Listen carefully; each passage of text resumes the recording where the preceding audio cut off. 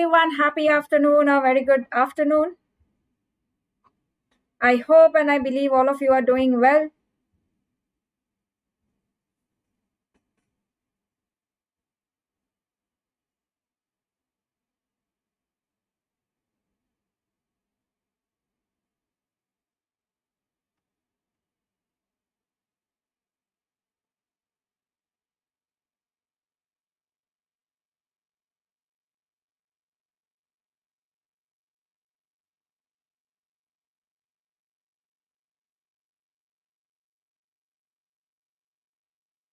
A quick note whether the audio visual is all good.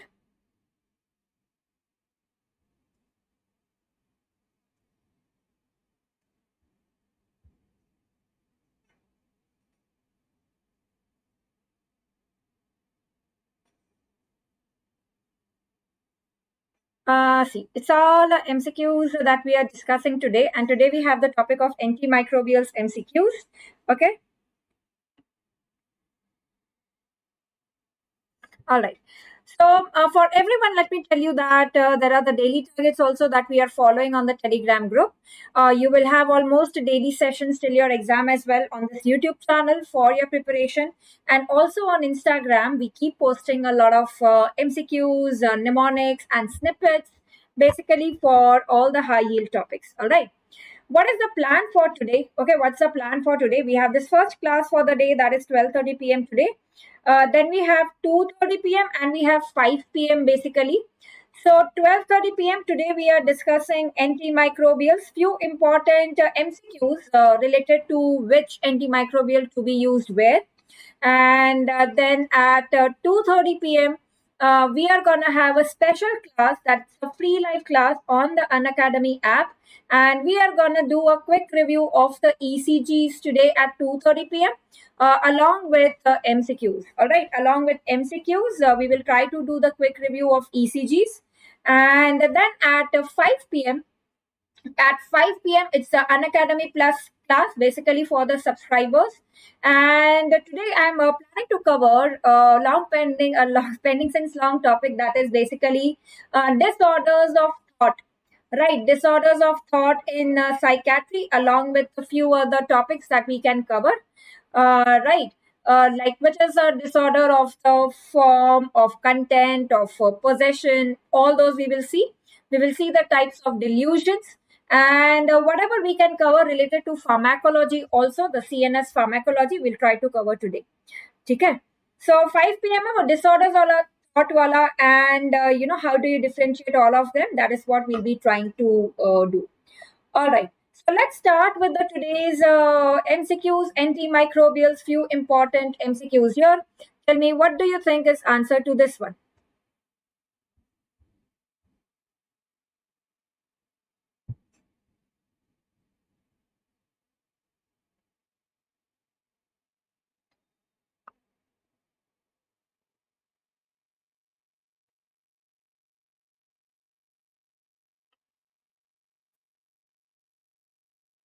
Okay, so I have covered joints. Yes, recently also I covered joints, Arushi, right? It's there in Unacademy Plus also. I've covered a session.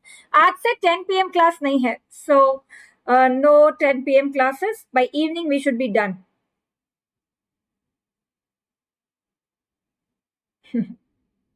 Okay, I see a lot of mixed answers here.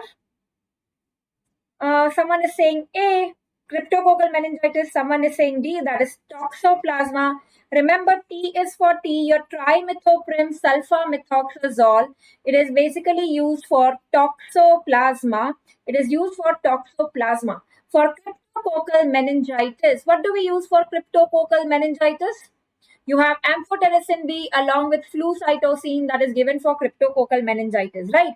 For toxoplasma, it is trimethoprim plus sulfamethoxazole. That's a co-trimoxazole basically that is used for toxoplasma. And tell me the CD4 count where we use prophylaxis for toxoplasma. Prophylaxis is to be given when the CD4 count is less than 100, right? Remember, TO wale infections, T is like 1, O is like 0. So histoplasma, Toxoplasma, the prophylaxis in HIV patients should start when the CD4 is less than 100. What is the definitive host for toxoplasmosis? What is the definitive host for toxoplasmosis? It is not man. Remember, it is cat. Okay, it is cat, which is the definitive host. In fundus images, what have we read for toxoplasmosis?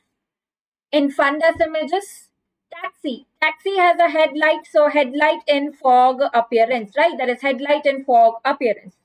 Next one, remember from microbiology, one test for toxoplasma. What test? What is the name of that test? After a person, we have that name of the test. We have discussed in one of the sessions.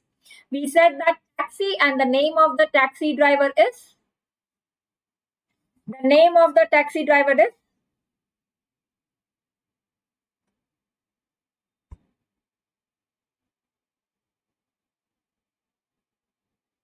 What is that test? Remember, what is the name of the taxi driver? Sabin-Feldman. Absolutely right. It is Sabin-Feldman dye test. Okay, remember that Sabin-Feldman dye test is used for toxoplasmosis. In CT scan, where do we see the calcification in CT brain in toxoplasma? Is it periventricular or throughout? So remember, in congenital infections, if it is periventricular calcification or it is diffuse, that is throughout. Remember, periventricular, ventricular is basically your CMV. CMV is around the ventricles, and throughout T is your toxoplasma. There will be diffuse calcification that would be seen, hydrocephalus, chorioretinitis, right? That is the triad of toxoplasma, right? That's the triad of toxoplasma, congenital toxoplasmosis. Okay. Next one, which adverse effect is most common with sulfonamides? Which adverse effect is most common with sulfonamides out of all of these?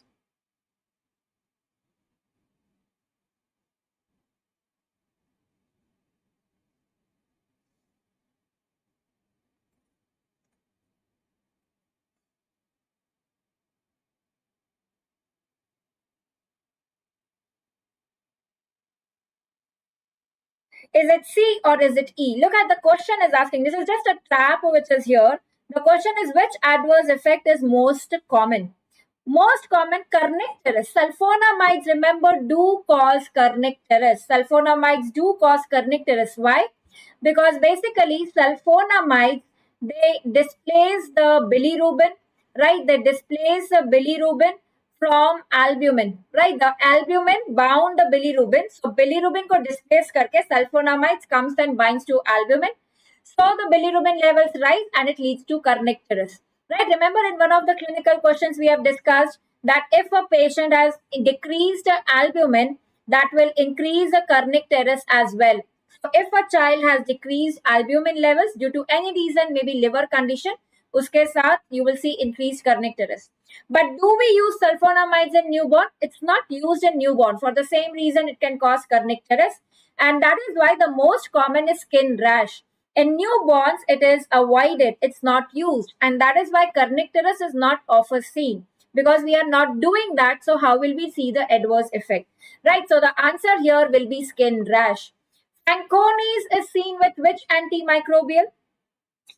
Vancomycin is a side effect which is seen with tetracyclines. Okay, it is seen with tetracyclines. Vancomycin is seen with tetracyclines. All right. So here the answer is sulfonamides causing skin rash. You know it can cause your Stevens-Johnson syndrome. वो सब कर सकता है. Okay. Next one, a bit of a lengthy question, but I believe that with this you will remember the concept as well. 40-year-old man, periodic bouts of diarrhea, cramping, rectal bleeding is there. Whenever you see this 40-year-old younger male with all of this, start thinking in terms of IBD also. If it's elderly, then start thinking of cancer. Well nourished, blood pressure normal, examination, everything is given. Sigmoidoscopy, there is edema, lab findings, anemia, everything is given. Microbiologic evidence basically do not reveal any evidence for bacterial, amoebic or cytomegalovirus involvement. So basically, this is a patient of diarrhea with no microbial involvement. There's no microbial etiology that we have found. So basically, this is like your inflammatory bowel disease. It's non-microbial. And the antimicrobial, which has anti-inflammatory properties, is your sulfasalazine. Right? It has anti-inflammatory properties.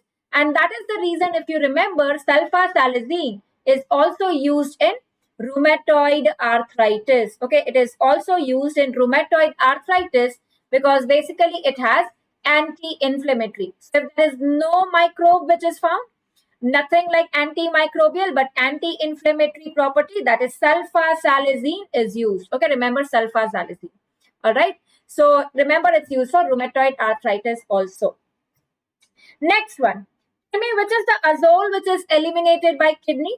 Like in your antifungal, the azoles that we have, ketoconazole, voriconazole, fluconazole, which is eliminated by the kidney?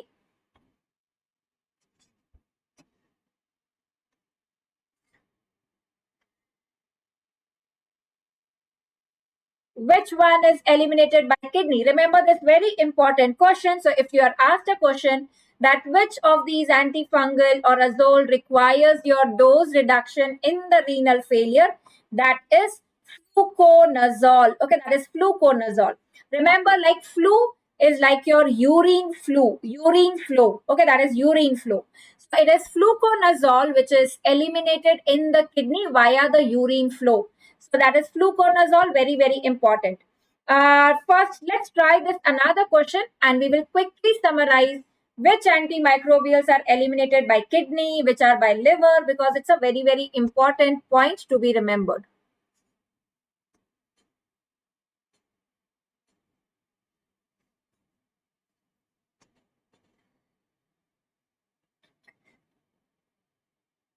So the last line basically, which of the following which drug would not require dosage modification in renal dysfunction? Which of these will not require dosage modification in renal dysfunction?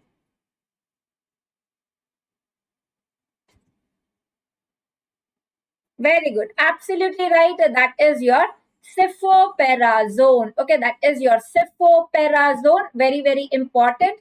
Remember, cefoperazone is hepatic elimination. Okay, you can remember this as hepatic elimination. It is PE, cefoperazone is hepatic. Okay, it is hepatic elimination. Absolutely important. Which penicillin has your hepatic elimination? It is not amoxicillin, it is ampicillin. So again, remember PI wala, that is PI, his hepatic or hepatic is what you can remember. Okay.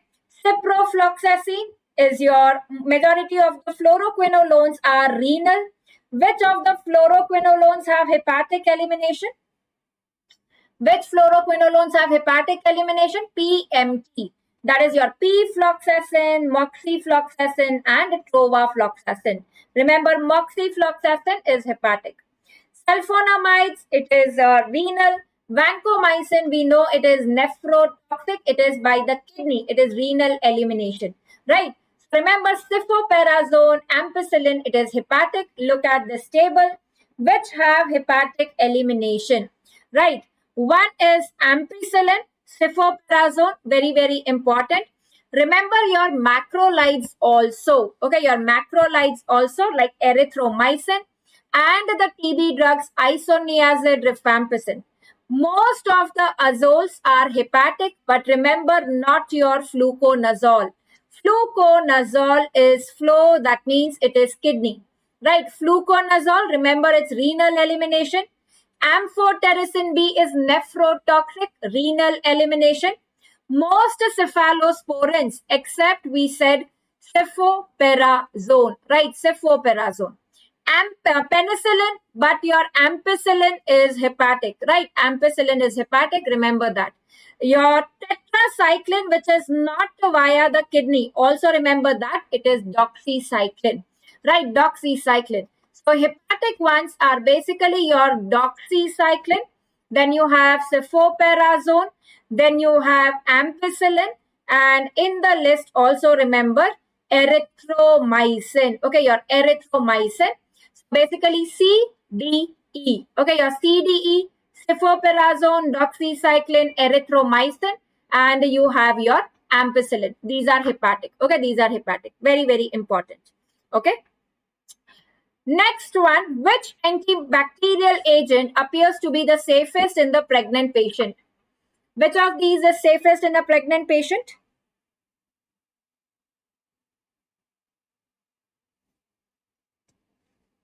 Yes, tigecycline also.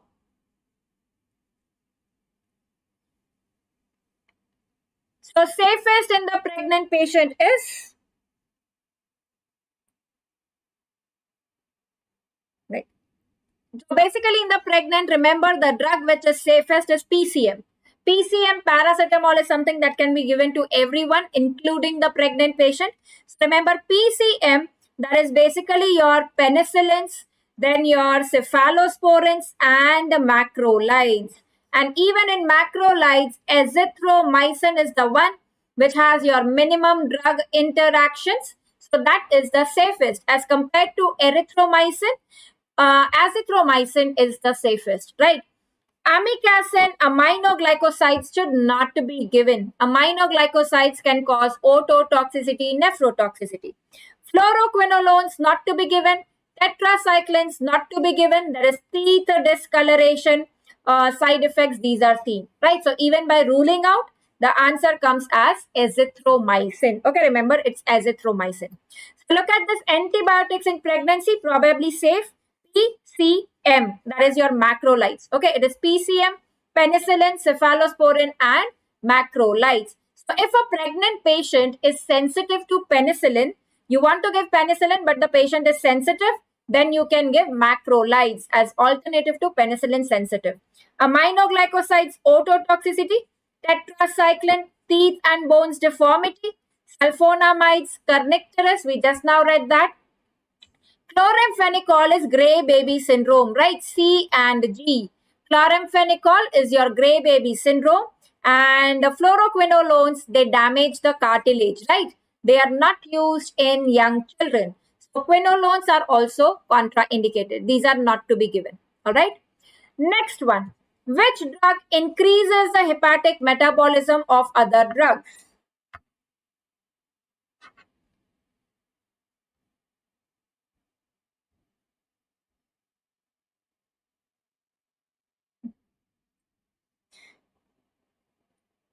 पता नहीं ये कौन कौन आ जाते हैं in the live chat, but thank you for keeping the fun alive. Which drug increases the hepatic metabolism of other drugs? Absolutely right. Please never forget this. Rifampicin is your inducer. Enzyme inducer, enzyme inhibitor. What is the mnemonic for that? Inducer, हम गए car में, bar में, and what gave us the direction? GPRS, right? And you have कौन सी car? Benz. Car बार मजे करने गए, ठीक है? Carbamazepine, GPRS, you have griseofulvin, phenytoin, rifampicin, smoking, right? And you also have your phenobarbitones. Next one, inhibitors are your CI wale drugs like cimetidine, ciprofloxacin. Then you have your erythromycin, MO or NO wale drugs. They are your inhibitors. Okay, remember inhibitors? MO or NO are your inhibitors. So everywhere NO, NO, MO, MO coming together. These are your inhibitors. Only rifampicin is your inducer. So remember your macrolides, they are inhibitors. Ketoconazole is inhibitor. Ritonavir is an inhibitor. But ritonavir does not cause your boosting effect with which other drug? No boosting effect is seen with which protease inhibitor? Remember, what is that drug? It is, give me a minute.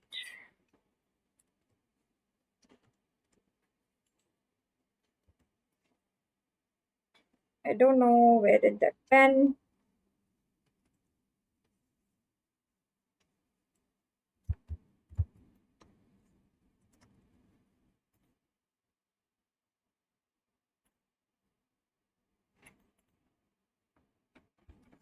give me a minute. The pen has stopped working, so let me just resolve that.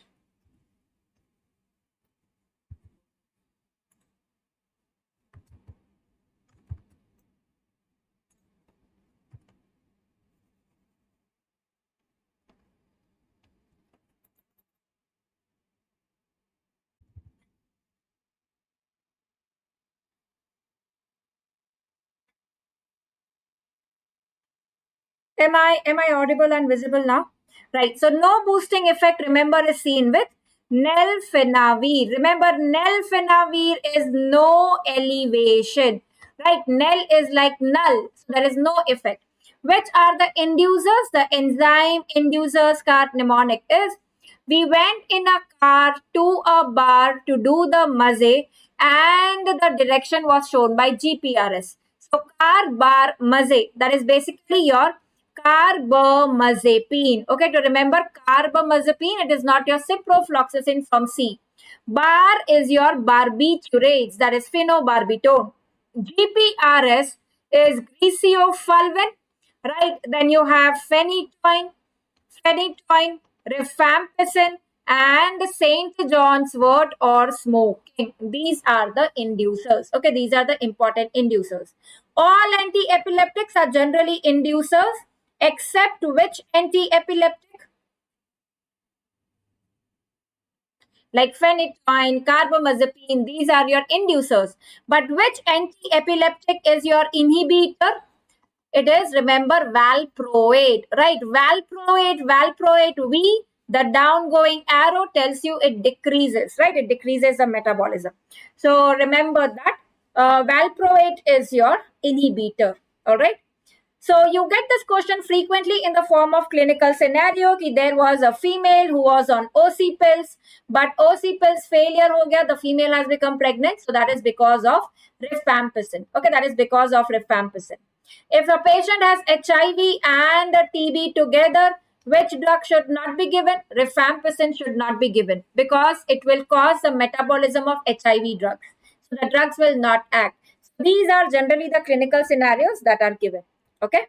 Next one. Now this is an interesting question. Let's see how many of you know this.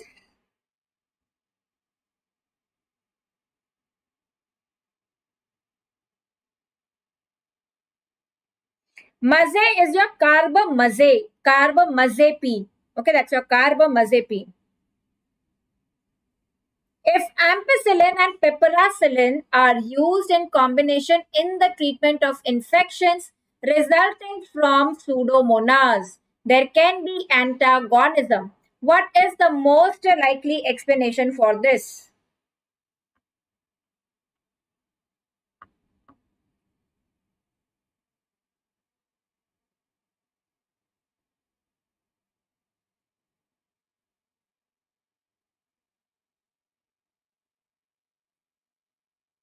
If ampicillin and piperacillin are given together,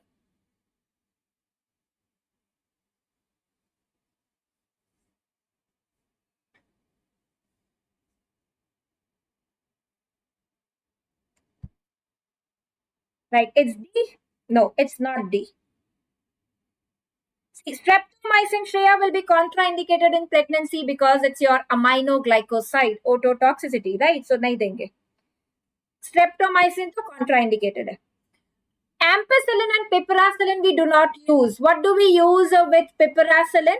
We use a combination of piperacillin and tazobactam. Right? Why do we use tazobactam? Because it's your beta-lactamase inhibitor. It prevents the degradation. Tazobactam prevents the degradation of piperacillin. So this is pseudomonas. These gram-negative bacilli basically have the enzyme beta-lactamase, which is inducible. They have the enzyme beta-lactamase, which can be induced. So what happens is this ampicillin induces the beta-lactamase production. So this beta-lactamase will break down the beta-lactam. Piperacillin will be broken down. Piperacillin will be broken down and it will not act. And that is why you use your piperacillin with tazobactam, which is beta-lactamase inhibitor. Do not use it with ampicillin, which can induce your beta-lactamase, right? It induces your beta-lactamase. So the answer here is basically because ampicillin induces beta lactamase production. So remember, ampicillin amplifies the beta lactamase induction in the gram negative bacteria. All right. Next one, and if I tell you that there is a child who has recurrent pseudomonal infection, pneumonia, what condition will you think of in that case? If there is a child with recurrent pseudomonas pneumonia, that is common in cystic fibrosis. Okay, think of cystic fibrosis in that case. All right. Next one, in a patient suffering from pseudomembranous colitis due to Clostridium difficile, but the patient has hypersensitivity to metronidazole, then which of the following drug will you give? Basically, pseudomembranous colitis due to Clostridium difficile, we will give vancomycin, right? Because in pseudomembranous colitis, the drugs given are metronidazole, right? Metronidazole is used, then we have vancomycin. Okay, we have metronidazole and we have vancomycin. And now we have the new drug also, that is your fidaxomicin, the new drug that we have, which is equivalent to vancomycin, right? It is more cost effective also, it is said. So that is your vancomycin. And please remember that here the vancomycin is given orally. What is the only indication for oral vancomycin? Is your pseudomembranous colitis. Otherwise, vancomycin is given IV, that too slow IV, to prevent the red man syndrome, right? It causes red man syndrome. Vancomycin, is it effective against gram positive, gram negative, or both? Remember, vancomycin is used for MRSA, Staphylococcus aureus, that is gram positive. Remember, it has no activity against gram negative. It's only against a gram positive. Okay, it's only against gram positive. Next one, what do you think will be this one? So there is traveler's diarrhea. A pathogenic gram-negative bacillus. Which E. coli causes your traveler's diarrhea? Which E. coli causes traveler's diarrhea? Remember T for T, it is your enterotoxigenic, right? It's your toxigenic. That is your E-tech, right? That is your E-tech, which causes your traveler's diarrhea. Okay, it's your E-tech. It's your E-tech. Which is that E. coli which causes diarrhea commonly in pediatric patients, but choose pediatric wala, that is your E-PEC. Okay, that's your E-PEC. What does the E-PEC do? It binds to the intestinal villi and causes their effacement, right? Mucosal villi iska effacement karta hai, villi ka effacement karta hai, right? Which one basically causes your HUS? Hemolytic uremic syndrome, Shiga-like toxin. Hemolytic wala, that is your EHEC, right? That is your EHEC, right? Now, so what are we talking about? Which drug is most likely to be effective in the treatment if you have this?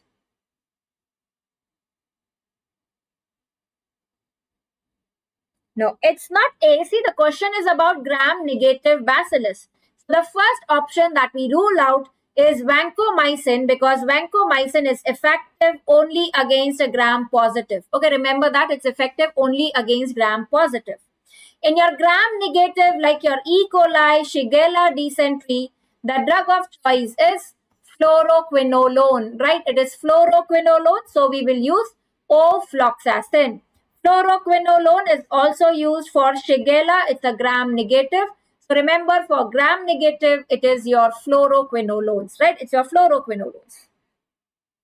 इसलिए आता है जब diarrhoea होता है तो हम O2 भी देते हैं, which has your fluoroquinolone which is present, right? Your fluoroquinolone which is present. All right. Now let's have our next look at this question.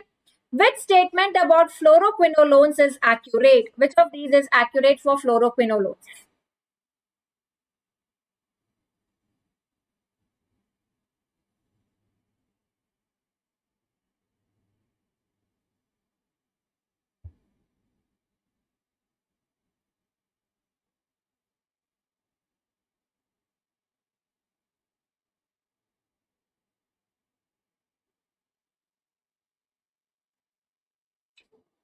Absolutely right. It is D. Okay, it is D.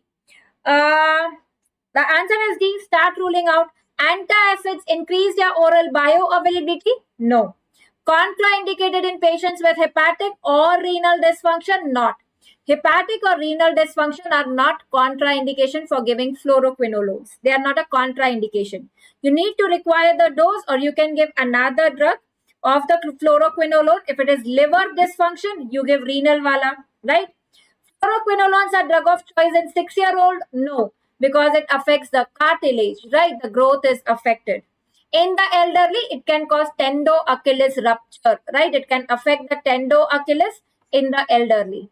Modification of moxifloxacin is required in patients when creatinine clearance is less. No, because moxifloxacin is liver elimination. Liver elimination is PMT. P-floxacin, moxifloxacin, provafloxacin. So the answer is gonococcal resistance to fluoroquinolones. It involves the changes in DNA gyrase because this is the mechanism of action A, B, C, D, E, F, G. Fluoroquinolones act via DNA gyrase, right?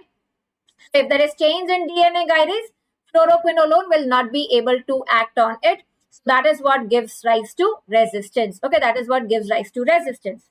So that is about your fluoroquinolones. If I tell you that which is the antimicrobial which is contraindicated in anaerobic infections, this is a frequently asked question. Remember your aminoglycosides. Aminoglycosides, very, very important, have no action against anaerobes. No action against anaerobes. Which are the anaerobes? Like you have Bacteroides fragilis. Bacteroides fragilis, abdominal abscess. Right? It is commonly infradiaphragmatic. Abdominal abscess, you will not use aminoglycosides. If you have that a patient has Bacteroides fragilis abdominal abscess, which of the following drug will not be effective?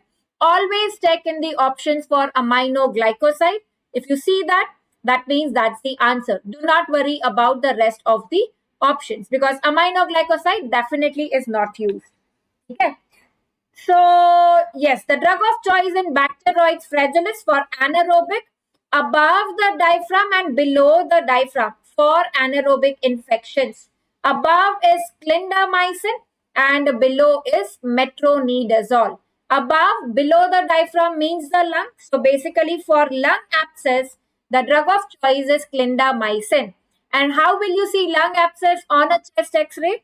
It will be showing air fluid level, right? Air fluid level will be seen. The history will be a patient who has had aspiration, alcoholic patient, patient in coma, right? So aspiration, basically anaerobic flora from the oral cavity causing lung abscess. The drug of choice will be clindamycin. What is the drug of choice for listeria? What is the drug of choice for listeria? The drug of choice for listeria, remember this is very important, that is ampicillin. Okay, for listeria, the drug of choice is ampicillin. Okay, ampicillin is the drug of choice. All right. So yes, that was a quick revision of your antimicrobials में important points. You are asked the questions frequently on antimicrobials safe in pregnancy, which is hepatic, which is renal, which antimicrobial is an enzyme inducer, which is enzyme inhibitor. All of this is asked. And in one of the upcoming plus sessions, I'll be taking the drug of choice in particular organisms, right? Like for listeria, it is ampicillin.